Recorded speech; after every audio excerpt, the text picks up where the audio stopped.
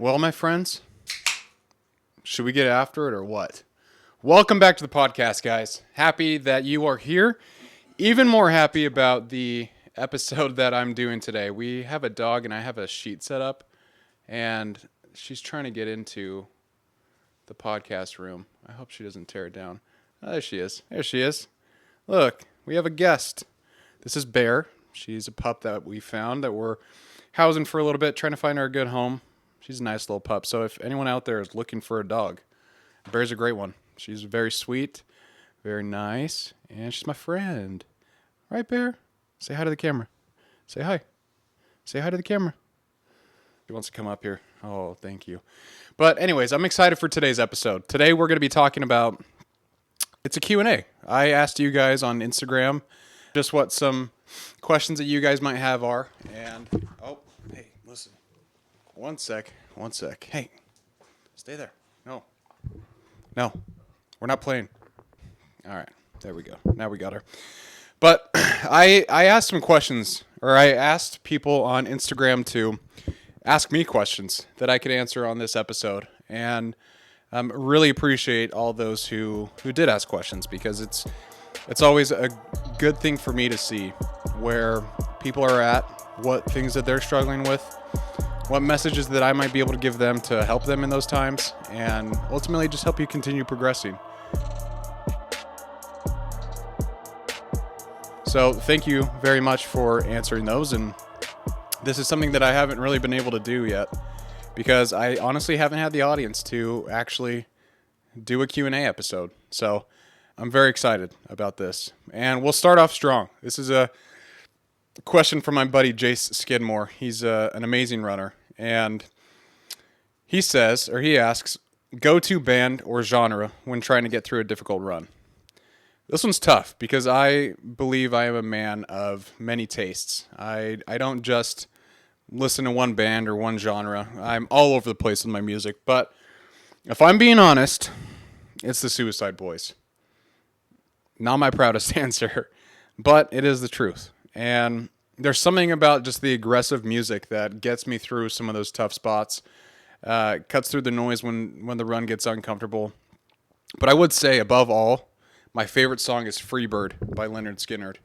That song, the build-up, where it's real slow in the beginning and then, boom, that guitar solo hits, it's one of my favorite things. That's typically the song I finish all of my races to, because I don't know, I love Freebird. It's such a good song. The guitar solo goes unbelievably hard. A little too hard. It shouldn't go that hard, but it does. And it has consistently been my top running song from my first half marathon, which is crazy because that was Carlsbad 2022. So, or 2023, one of those years, but wild. It stayed with me for a while. So Freebird. But I will say most of the time, I don't listen to music. I'm listening to podcasts or books, anything to keep my mind active. I have fallen in love with listening to things like that on my run because it forces me to pay very close attention to it. Because if I don't, and I'm focused on my run itself, then I don't get anything from the podcast, and it's difficult to keep going. And so when I have that little time to just think about the podcast, what they're saying, what it means, and for me in my life, I don't focus as much on my run, and that part just happens naturally. So that's basically what I do. When I'm tired, when my mind becomes dramatic and a little over the top, it gives me something else to chew on that quiets that voice a little bit. Number 2, favorite strength exercise to become a better runner? Well, there's a lot. But if I had to decide, I would say lunges. Lunges are miserable because it takes so much effort. They demand balance, they demand coordination, they demand strength and patience. They expose your weak links very fast. If you're off balance, you will learn. If you are weak, then you will learn. You might have to pull back on the weights a little bit. But they build what running requires. That is single leg strength, stability, and control under fatigue. I'll also throw in squats because I believe squats are one of the most bang for your buck workouts Anytime that you're able to move two different joints with your body and work different muscle groups, that will pay dividends on its own. And so those two things together, like very boring, very simple exercises, but I've seen great results from utilizing both of them and making sure that I actually train my legs. That's an easy thing for runners to forget. They think that because they're running, they're training their legs. But at the end of the day, that's partially true. In order to build muscle in your legs and build better endurance, I believe strength training is required. I still strength train with my workouts alongside running because I know it helps. So, question number 3. If you want to be a good runner, do you actually have to run? That's a good question. I would say yes. Yes, you do. And that probably sounds obvious, but people do try to negotiate around it. Running is a skill. You get better at it by doing it, by learning how your body responds, how your breathing settles, how your mind behaves when things get uncomfortable. It will teach you a lot of those things. And you don't need to do 50 miles a week to get these benefits. You just need to run consistently enough to learn. And when people stop running, comfort usually starts creeping into all aspects of their life, not just running. And once comfort gains that momentum, it doesn't stay contained. It will bleed into every part of your life. You have to be so careful with that. And so my advice to you would be to be honest. What part of running is the hardest right now to you? And that answer usually tells you where there's some work to be done. But do you have to run to be a good runner? I would say yes, you need to run. You need to get that practice. With any skill you develop in life, it requires practice. You want to play the piano? You need to practice. You want to start a podcast? You need to practice. Practice is what will make you great. And that's what I would say. So, yes, you need to start running. 4, what do you do to recover before a long run? And how do you recover after a long run? This has become a non-negotiable for me. This is something that I've learned I need to do. I need to be proactive with my recovery. If you listen to the last week's episode, I talked about how I'm training for 2 separate races right now, both which require immense physical demand. The first being High Rocks in Las Vegas, coming up in February, and the second, a 50-mile race, which will be my longest race to date, on April 25th in Sedona. Both of those require immense effort on my part, and what I'm learning is my body is adapting to that schedule, that working out, lifting weights 3 times a week, running 4 times a week. Actually, I run 6 times a week, but I include them on my lifting days. And my body has really had to learn how to adapt. It's insanely hard for me. I've been the most sore in my life than I ever have been.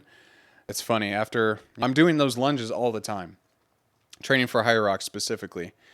And I'll be walking around the house looking like an old man, and Allie always kind of jabs at me. Why are you walking like that? Well, it's because my body hurts. So what do? Because I'm in a season where I'm training. I'm training very hard, high volume, and it seems to be the same story. By Saturday, I'm usually depleted. And that kind of fatigue forces you to get serious about recovery. It's why I was saying it's a non-negotiable now for me. So I've outlined 4 steps that I believe if you take, you will recover well. The first is eat real food. You need to eat good food. You need to replenish what you lost. You can't train hard being underfueled. And you can't expect your body to cooperate in that moment. So get the protein in there. That's literally the building blocks to repair your muscles. So you need that. You need the protein. And eat a lot of vegetables. Just take care of yourself. Second, stretch. Your muscles tighten as the volume increases. And stretching is not fun. It hurts. But it's one of the best investments that I've made for longevity. I do it every single day. And I hate doing it every single day. But how I feel afterwards is way better than how I feel during it. And that's what makes it worth it to me. My body's a little bit more loose. I feel more comfortable. I'm not as much in pain. And stretching is a short-term fix. It's not going to fix you overnight. You have to continually do it. It's with all things in life. It's consistency. And even though it's difficult, you have to do it. Third, protect your sleep. Recovery does not happen during workouts. It happens when you are asleep. Your body goes to work repairing everything that's been damaged from your workouts when you're asleep. So make sure that you're getting adequate sleep. If you need to focus more on that, then sacrifice something to make it happen, because sleep is a very important thing. I struggle with sleep. I wake up a lot during the night and tend to stay awake, but it's crucial. And it's really, really important. I wish I didn't have that, but it's my case. And lastly, I will say Epsom salt baths. Again, I hate these, truly, but they do work. I crank the heat as hot as I can get it, being able to sit in that tub. I sweat it out, and I read for about 20 to 30 minutes. But it is uncomfortable. I hate it. I'm in there, I'm hot, I feel gross, and the only thing that I like about that is the fact that I get to read. But it is effective. So all these difficult things, you could say all four of those are kind of hard on their own. That tends to be a pattern. If you put yourself in uncomfortable situations, the outcome will be better. With your food, with your stretching, with your sleep, with your baths if you take them.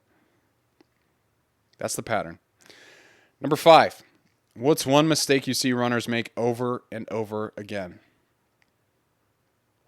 They quit too early. That's what I would say. I think people underestimate how long progress actually takes, and they expect a certain pace, a certain feeling, a certain outcome. And when reality doesn't match that expectation, they decide that running isn't for them, or that they're not a runner. That's rarely true. Most people do not need to push harder, they need to slow down. Longevity matters more than intensity does. With my own runs, about 75% of them are in zone 2. It's not impressive. It's not fast, but it is sustainable. Typically within those runs, I'll be around an 8-minute per mile pace or an 8:34 per mile pace. And I know I can sustain that for a long time.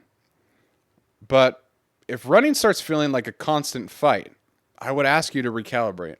Take a moment to see where you can really focus on your efforts. Slow down, but stay in the game.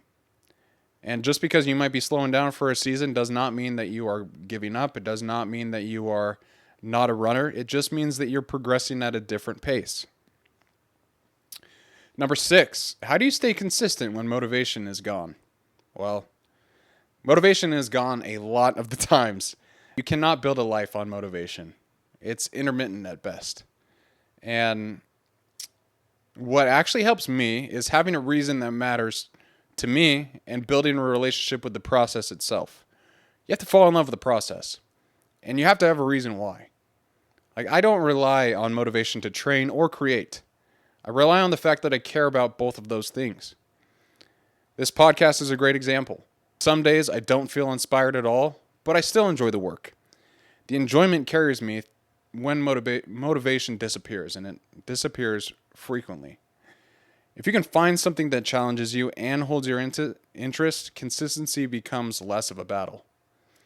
So that's what I would say, is if you feel like you're relying on motivation quite a bit, I would ask you to please find something that you are interested in, that you can still push yourself in, because motivation is going to be one of the most finite things that you come across. Some days it'll be there, and that's great. When that happens, it's a good feeling. But most of the time, you have to force yourself to do these things. So, pick something you care about. 7, what's one piece of advice you live by?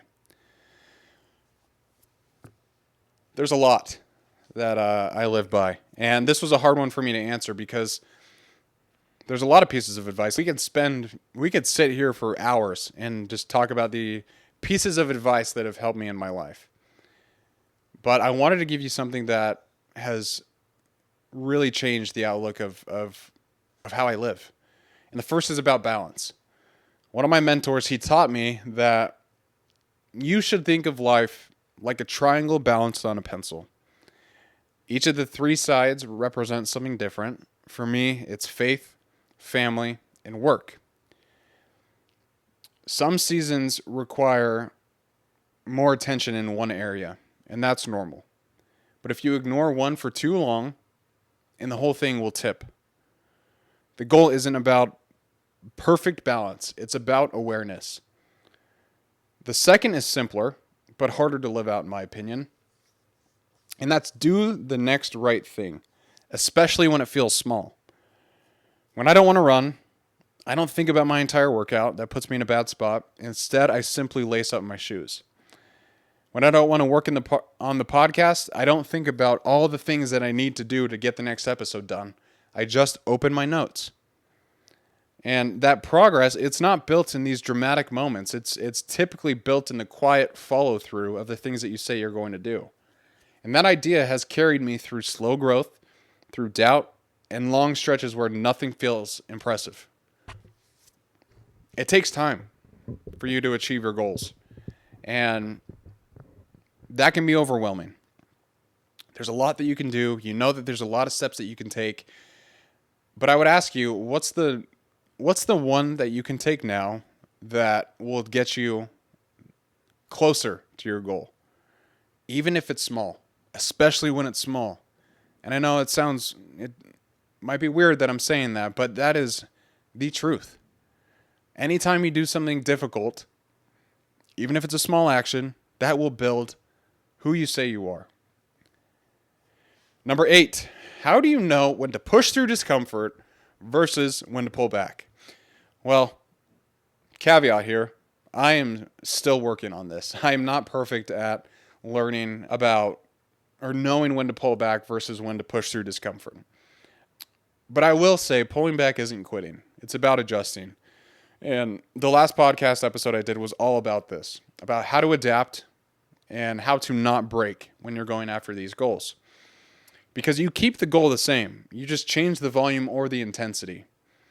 And I've dealt with this a few times with my quadricep tendonitis, which I've had to go through recently. During that time, I remember there was a specific moment where I told myself, I'm just going to push through this. Forget it. I want to start running again, and I'm just going to go do it. But then I remember immediately after thinking, is that the best for me? Where will I be in a year if I do continue down that road and I push myself on the risk of a severe injury?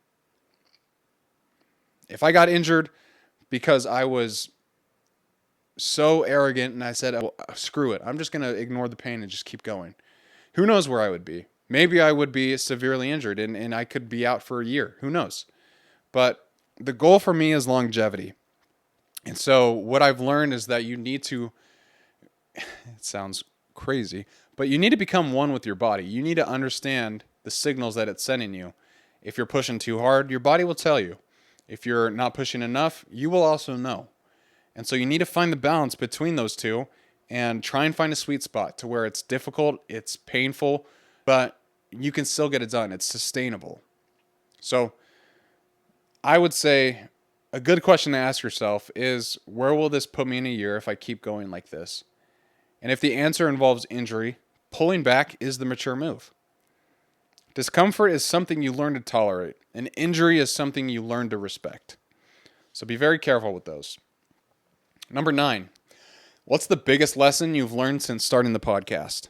Well, I've learned a lot of lessons, many valuable ones that I'm grateful I had the opportunity to learn. But I would say the first and maybe most valuable lesson that I learned is that you don't need to be ready. I delayed starting this podcast for about a year and a half because I thought I needed to be more polished, more articulate, and more qualified. None of that comes before starting. If you stay where you are, that's where you'll stay. Simple as that. The early episodes of this podcast were not great. You can go back and listen to them. It sounded like I was trying to talk like Mickey Mouse, and I had enough filler words to make up more time of the podcast than my other content. I was timid. I was shy. And that's fine. Because I've improved. And it's because I decided that, hey, let's just go and do the thing. Improvement requires evidence, and evidence requires reps. Fear feels enormous from a distance. Up close, it's usually pretty small. Seneca was right, the famous Stoic, where he says that we suffer more in our imagination than in reality. A lot of the times, we build these stories up in our heads of what we need to become, what we need to do, and it can feel incredibly overwhelming that you are paralyzed with decision. It's paralysis by analysis. When in reality, the best thing that you can do is just start today. Goes back to what we were talking about earlier. It doesn't matter how big the step is. As long as you get that momentum started, you start building up that momentum, you'll be somewhere that you never thought was possible before. Number 10, what's something you believed about discipline that you no longer believe? Well, I've been wrong about a lot of things, and discipline has been one of them. But I would say that I no longer believe that discipline requires perfection. When I first learned about discipline, I treated missed days like I was a failure. And that mindset burns people out. Luckily, I did not get burnt out. I just realized I needed to fix how I thought about being disciplined. Because discipline is more like strength training. You're weak at first, and you improve over time. You get stronger over time. You don't quit because one workout goes poorly. That's not how it works. Progress comes from repetition, not flawlessness. And so when you think about being disciplined, I wouldn't say that you need to be perfect. You just need to do one difficult thing for you each day. And with myself, going back to the fact that I look at my life on a triangle balanced on a pencil, each of those three areas, family, faith, and work, I try and do one difficult thing in each of those areas every day. That way I'm at least building a momentum. I'm trying to tell myself that, hey, this is how we operate. This is what we do. So don't think that you need to be flawless in order to be disciplined. That's not true. You just need to push yourself and do one difficult thing that you don't typically do each day. Number 11, how do you deal with comparison, especially online? Well, gratitude helps, especially when it's specific gratitude. When I look inward instead of outward, it's hard to feel behind because I have my health. I have a wife who I love dearly. I have a family. I have a job that challenges me and that I enjoy the work. I have the podcast. I'm able to go run in amazing places and spend time with myself in nature, and I have a car. You could really just go down the list of things that you're grateful for. And when you do that, something interesting happens, and you stop looking towards others, comparing yourself to them, and instead you find content in where you're at now and with what you have. And comparison thrives when awareness is shallow. But I would say gratitude deepens it. Number 12, how do I deal with self-doubt? I want to first start off by saying if you're dealing with self-doubt, I'm sorry you feel that way. But it's time that you get out of that headspace because you are capable of so much more than you think. And self-doubt is a natural human tendency because especially if you haven't done something and you're trying to do something new, there's a lot of self-doubt that goes into that. But what I would say is that confidence is earned through evidence.